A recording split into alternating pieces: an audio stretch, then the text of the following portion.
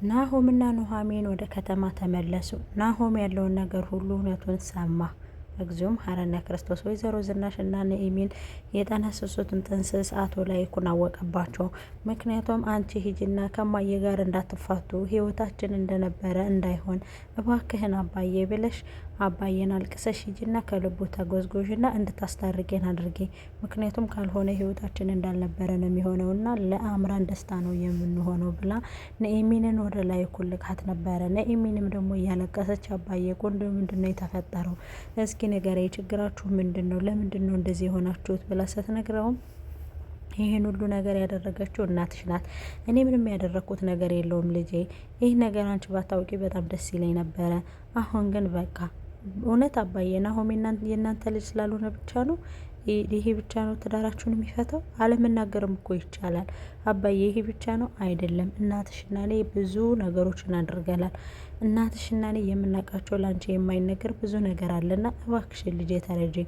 ምንም ነገር አልነግርሽም፣ ግን ደግሞ እኔ እና እሷ ተፋታን ማለት አንቺ ልጄ ናሆምም ልጄ አትሆኑም ማለት አይደለም። ፍቅራችን እንደቀጠለ ነው። ግን እኔ እና እሷ ግን አብረን መሆን አንችልም ስትለው አባዬ እንደዛማ መሆን አይቻልም፣ እንደዛ አትውልም አባዬ፣ እኔ እንደዚህ እንድትለው አልፈልግም ማለች እና እያለቀሰች እንግዲህ ለናሆም ደውላ ነበረ። ናሆምን ወንድሜ እወድሃለሁ፣ አንቺ ሳካራም ይህን እየጠጣሽ እንደዚህ እየሰከርሽ አትደውይ ያላልኩሽም? ይህን በጠጣ ቆሚ ስልሽ አላቆመም አልሽ አይደለ ስላት፣ እስከ ዛሬ ጠጥቼ ላስቀየምኩህ ነገር በጣም ይቅርታ አድርግልኝ አባዬም እኔ በጣም ነው የምወድህ ትለዋለች። ከዛም በመጨረሻ ላይ እሱ አባዬ ደህና አይደለም እንዴ ሲላት፣ አባዬ ደህና ነው። እና ታዲያ ምን አባሽ ሆነሽ ነው እየሰከርሽ የምታለቅሽው? ምንም አይ የሆነ ነገርማ ተፈጥሯል አልናገርም ብለሽ ነው እንጂ የእውነት ምንም አልተፈጠረም። ግን እባክህን ቶሎና ነገ እመጣለሁ አልኩሽ እኮ። አይ ብትችል ዛሬ ብትመጣ ደስ ይለኛል። እንዴ አንቺ ሆነሽ ነው እመጣለሁ አልኩሽ እንጂ እኔ እኮ በጣም ናፍቀኸኛል። ስለናፈከኝ ነው ትንሽ። እሺ እህቴ እመጣለሁ የኔ ትንሽ እየርገብ ይላታል ማለት ነው። በጣም ኑሐሚን በሚያሳዝን ሁኔታና በሚደንቅ ሁኔታ እንግዲህ ለቅሶዋ በጣም ጨምሯል ማለት ነው። ምክንያቱም በጣም ተረብሻለች። ቤቱ እንደሚፈርስ ምናምን ስታውቅ በጣም ተናዳለች ማለት ነው። ኑሐሚንና ናሆምም እንግዲህ አምራንን እንደሚፈታትና አብረው መሆን እንደማይችሉ እንደሚነግራት ተነጋግረዋል ከናሆሚን ጋር ማለት ነው። ኑሐሚንም እንግዲህ እንዳላጣ ከድርጅቱም ደግሞ እንዳልቀር እባክህን ድርጅቱ አሁንም ረዳት ሁኝ እቀጥላለሁ አይደል ትለዋለች።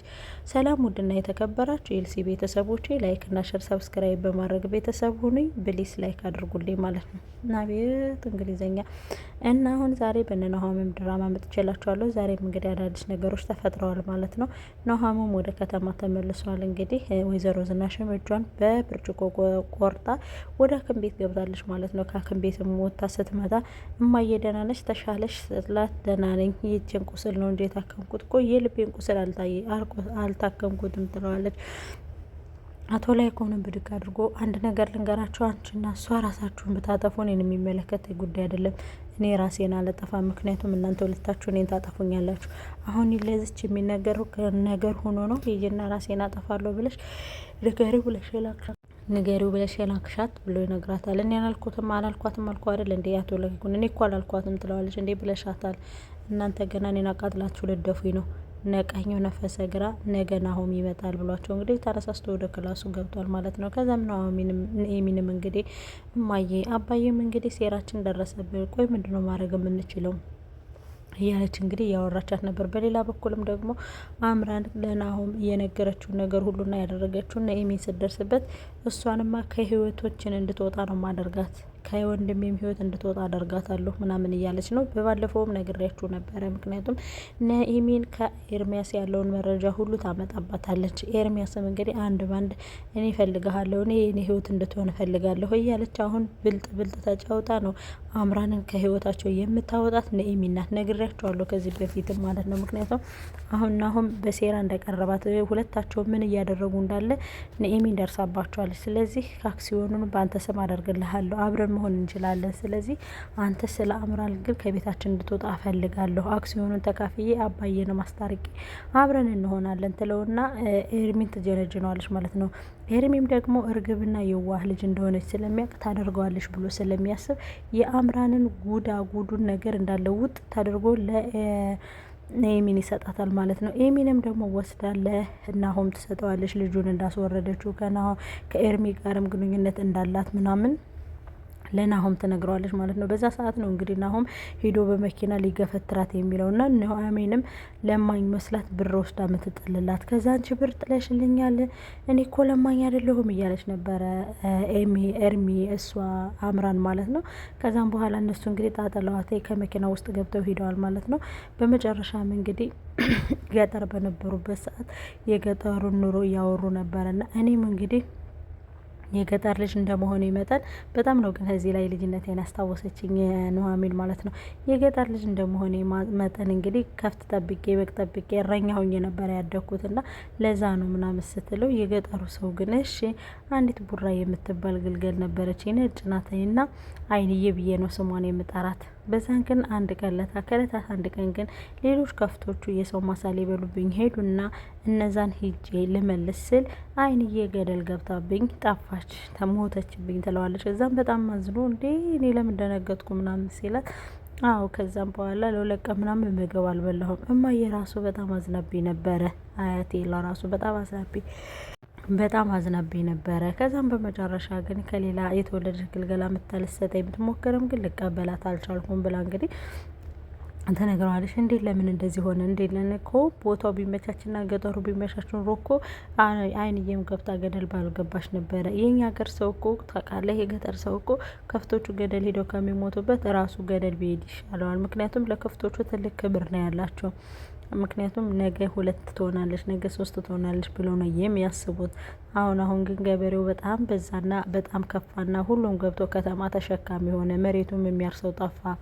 ለዛ ነው ምናምን እያለች ትነግረዋለች። ከዛ ናሆምን ብድግ አድርጎ ይሄ ፕሮጀክትማ በደንብ መቀጠል አለበት፣ ይሄ ፕሮጀክት የግድ ለገበሬው ሳያስፈልገው አይቀርም፣ በደንብ እንስራበት ምናምን ይላታል። አዎ በደንብ መስራት አለብን ብዬ አስባለሁ ትለዋለች።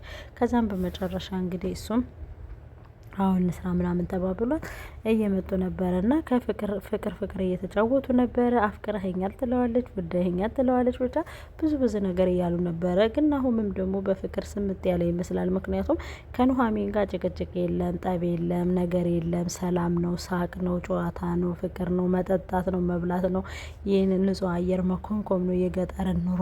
በጣም እንደዛ እያደረጉ እንግዲህ ኑሐሚን ገጠር ወስዳ በፍቅር ጥላው መታለች። የአምራል ሴራ ግን እንዳልነበር ይሆናል። ምክንያቱም ናሆም ከመጣ ጋሽ ላይኩን ሁሉንም ንብረት በላይኩን በናሆም ያደርግና እሱ ወደ እስር ቤት ይገባል ማለት ነው። ግን ይመስለኛል ናሆም ግን ከዚህ ሁሉ ጉድ ግን ኑሐሚን ታወጣዋለች። አቶ ላይኩን ካለበት ሙድ ካለበት ድብርት እመኑኝ ታወጣዋለች። ከዛም በኋላ ወደ ነበረበት የሚመለስ ይመስለኛል ይሄ ቤት ማለት ነው። ኤርሚያስም ይወጣሉ፣ አምራንም ትወጣለች ከዚህ ቤት ማለት ነው። እና እንደነበረ እንደ አዲስ ፍቅር በፍቅር ይሆናሉ ማለት ነው። ድራማው ግን ወደ ማለቂያው እየመጣ ይመስለኛል እና በጣም ደስ የሚልና በጣም የሚገርም ነው። ይህንን ጠላም በጀርካን ይዘን እንሄድ ይላታል። ከዛ ስለማለት አጠጣው ስትለው እኔ ያረፍኩም ቢሆን እጠጣዋለሁ፣ እሱንስ ምንም ችግር የለውም፣ እኔ ማብሬ አጠጣለሁ ምናምን እያለችው ነበረ ማለት ነው። ከዛም እንግዲህ ኑሐሚንም ከአንድ ላይ ተሰብስበው አቶ ላይኩን ካለበት ዲፕሬሽን ለማውጣት ይሞክራሉ ማለት ነው። ምክንያቱም ጋሽ ላይኩን ይፈልገው የነበረ ኑሐሚንና ናሆም እንዲፋቀሩ ነበረ የሚፈልገው የነበረ። በመጨረሻም እንግዲህ ሀሳቡ ተሳክቶለታል፣ በእውነት ተሳክቶላታል። ከዛም በመጨረሻ እንግዲህ አሁን ወንድሜ በማንም አልቀይረውም፣ እማዬ ግን አፍሬብሻለሁ፣ በጣም ነው ያፈርኩብሽ በህይወት ዘመኔ እንዳንቺ አፍሬበት የማውቀው እናት የለኝም፣ በጣም ነው ያሳፈርሽኝ ምናምን እያለች እንግዲህ እየተነገረቻት ነበረ ማለት ነው። ከዛም በኋላ ቆይ እኔ ምን አድርጊ ነው የምትሉኝ? ሁሉም ተነስቶ ከኔ ላይ ነው፣ ሁሉም ጥፋተኛ እኔ ነኝ። አዎ ጥፋተኛ እኔ ነኝ። ግን የጋሽ ላይ እኮ ተንኮልና የጋሽ ላይ እኮስ ናሆምን ማግጦ እንደወለደው እኮ ወይዘሮ ዝናሽ አታውቅም። በእርግጥ ወይዘሮ ዝናሽ ያለውን ነገር ሁሉ እንደማታውቅ እናውቃለን። ግን ደግሞ እኮ የሰው ልጅ ነው ብላ አግብታ ሰድገዋለች። አሁን ዳግም ሲመጣ ፍቅሩ ቀነሰባት እንጂ ለናሆም የነበራት ፍቅር የተለየ ነበረ። እና እንግዲህ በዛም በመጨረሻም እንግዲህ ለእህቴም ነግሬያታለሁ፣ እህቴም ልትመጣ ነው ይላታል።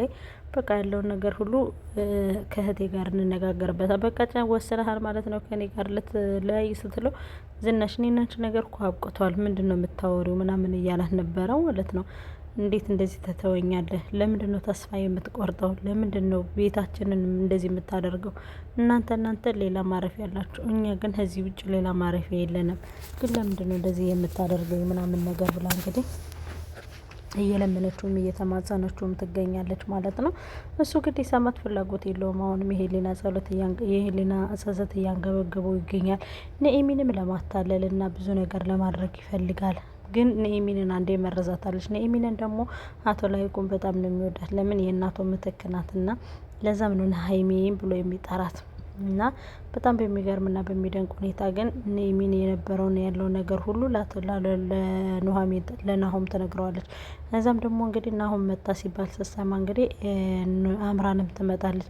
አምራንም በጣም ነው የሚጠላት። ምክንያቱም ሰብስባ ማአት ነገር ይዛ ጠብቀዋለች እና ለዛ በጣም ነው የሚያስጠላት የምታስጠላው። ከኑሐሚን ጋር ደግሞ ፍቅር፣ ደስታ፣ ጨዋታ ነው የነበረውና አሁን የሚያስታውሰው ኑሐሚንን ነው። አሁን እየገባለት ነው፣ የኑሐሚን ፍቅር እየገባለት ነው ማለት ነው።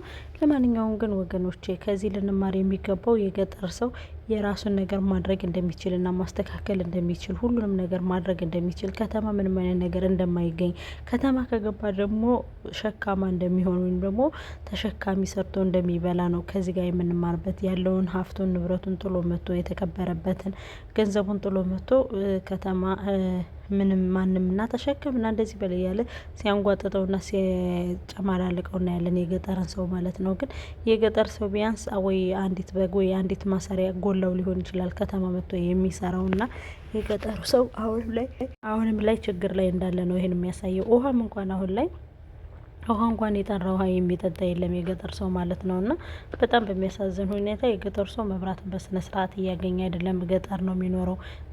ውሃን በስነ ስርዓት እያገኙ አይደለም። ረጋጭ የሚል ውሃ ነው እየጠጡ ያሉት። ለዚህ ደግሞ የሆነ መንግስት ኃይል ሊላቸው ይገባል ብዬ አስባለሁ።